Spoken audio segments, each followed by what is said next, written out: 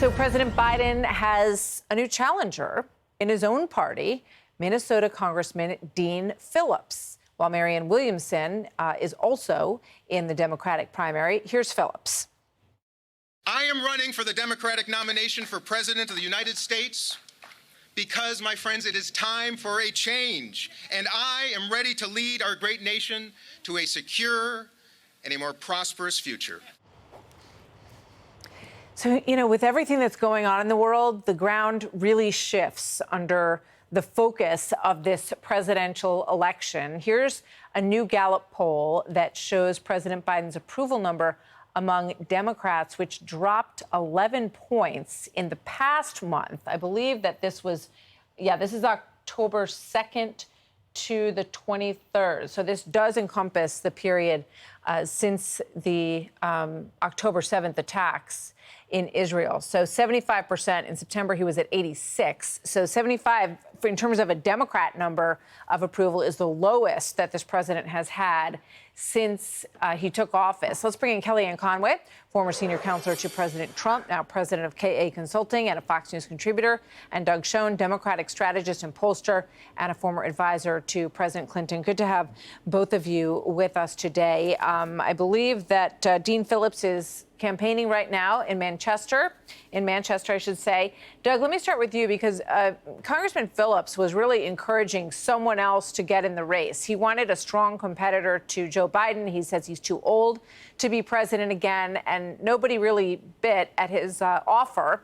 And so he's decided to step in himself. What's the impact of Mr. Phillips joining the race? Yeah, I don't think that Dean Phillips is going to beat Joe Biden. I don't think Dean Phillips thinks he's going to beat Joe Biden. And he is a strong supporter of Israel. He's not an opponent of the state of Israel by any means, quite the contrary.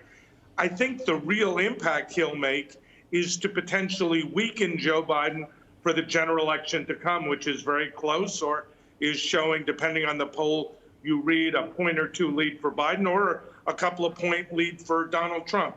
So however you read it, Martha, this is bad news for the White House to have Dean Phillips, who's certainly a credible member of Congress, run, even if his threat is not a serious one to the president's renomination. Yeah. Kellyanne, I'm curious what your take is, because Joe Biden, as is much discussed, is 80 years old. We know that the polls show that a lot of people think he's too old to be president again. And now he has this enormous international situation on his hands where the United States is the lead in the supporter of a war in Europe and the lead in supporting a war in the Middle East as well, in terms of our money and our backing. Yes. So Dean Phillips is answering the call of a majority of Democrats who have said so many different ways in everybody's polling they want someone other than Joe Biden to run in 2024. And you would think that the other that they would want would be his Vice President Kamala Harris. Dean Phillips is the first Democrat who has the courage to push aside the woman of color, the vice president, who we don't even hear from during these two wars, as you say, in which we're now enmeshed, Martha. But look, Dean Phillips has a 100% voting record with Joe Biden. I verified my math 3 times today because I could hardly believe he wants to run against a guy that he votes with 100% of the time. He recently said he's both pro-life and pro-choice and celebrates both. That's not going to fly in today's Democratic Party. And he was very, very slow to condemn Ilhan Omar's tweet years ago when she said something equally outrageous to what she and the rest of the squad that don't do squat are saying now. Biden's biggest problem is not Dean Phillips, even though Biden is not going to be on the ballot in New Hampshire, a place where he came in 5th. Remember, Martha and Doug, we all know that he went to South Carolina with the help of Jim Clyburn, became the Democratic nominee. Now Biden's real problem within the Democratic Party is the anti-Semitism that's being surfaced and the fact that you have very vocal, very visible members of Congress, 18 of them, all Hispanic or African American, who signed on to a resolution 2 days ago condemning Israel, calling for a ceasefire, and asking Biden to stop this.